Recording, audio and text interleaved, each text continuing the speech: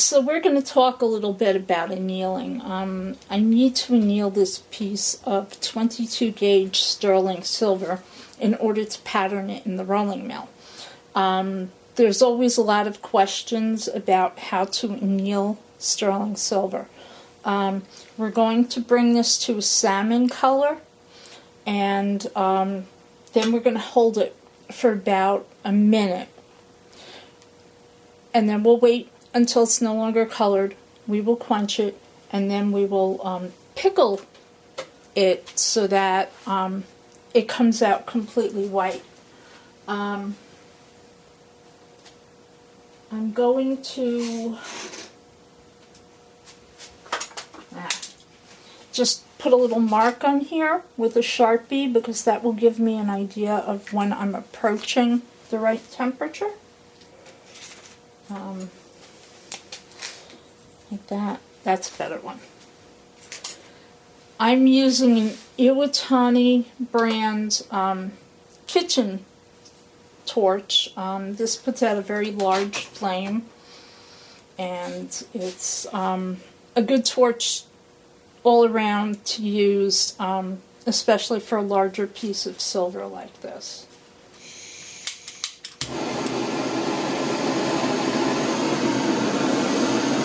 I don't know if you can see the mark.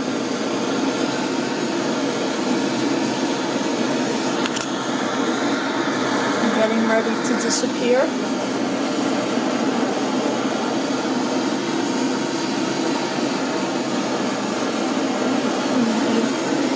off the light a little bit so you can see the glow.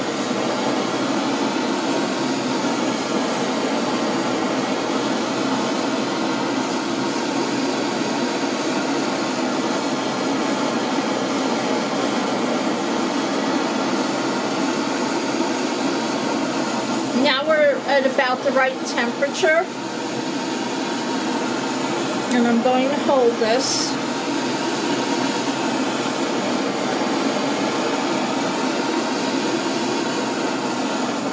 You can see where it's that salmon colored glow. We don't want to melt it. We don't want to get it that hot. So we're just going to hold it here.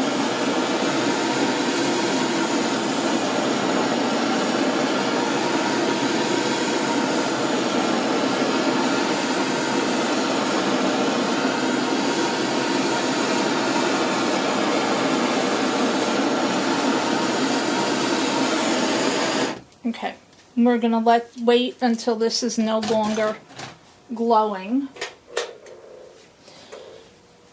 Part of the reason I use a charcoal block is because, among other things, it creates what they call a reducing atmosphere. It means there's less oxygen, and it's a lot less likely to get fire stain on it. I'm going to quench this now. You can see it's no longer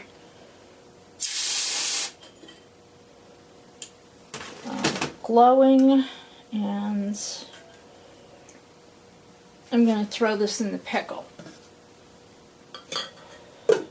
One of the things that I always make sure when I'm using a charcoal block and I've had a lot of heat on it is I spray it with some water so it doesn't spontaneously catch on fire, because they will do that because it's charcoal.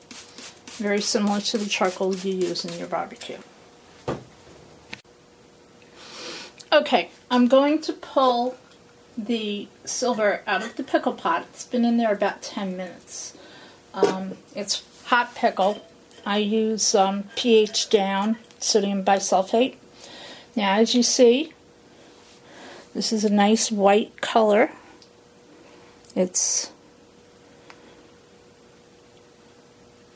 got a frosted look on it. That's a good, well-annealed, well-pickled piece.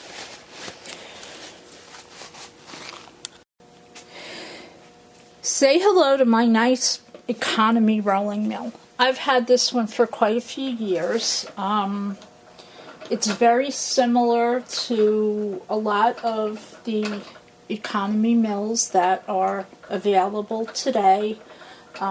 This particular one is from India. There's a lot of videos about how to use Pepe rolling mills or Durston rolling mills and how to use those rolling mills for texturing, whereas this is my little baby rolling mill here. Let's see if I can get a slightly better view of the entire mill. Let me back up just a little bit so you can see it a little bit better. There's a T-handle on top.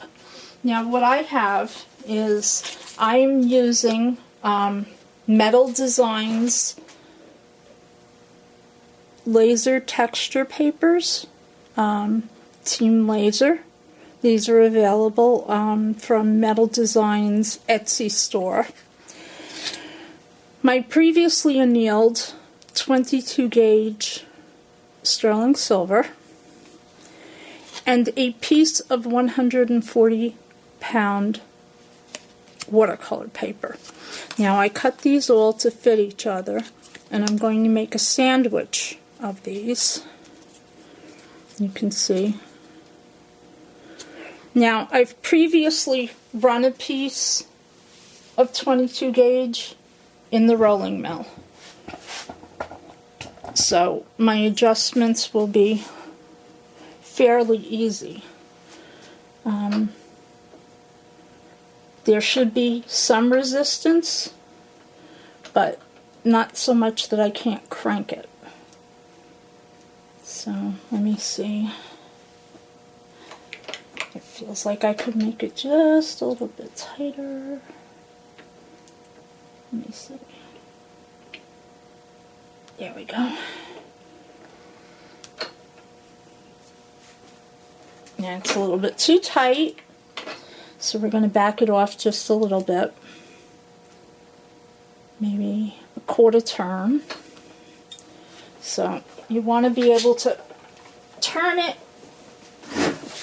but pretty much with an economy mill, you have to put a lot of your body into it.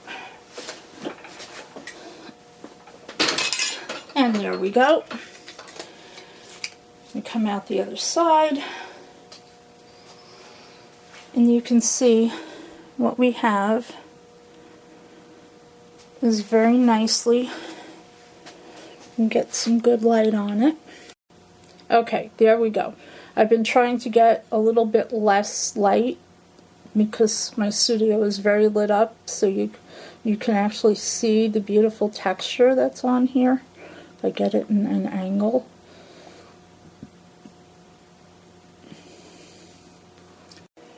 So let's do one more piece. I have this other texture and a remnant of the small piece of silver. So I'm going to run this through also through the mill, and it should be just about the same because it was the same piece of silver. And we'll run that through. And there we go.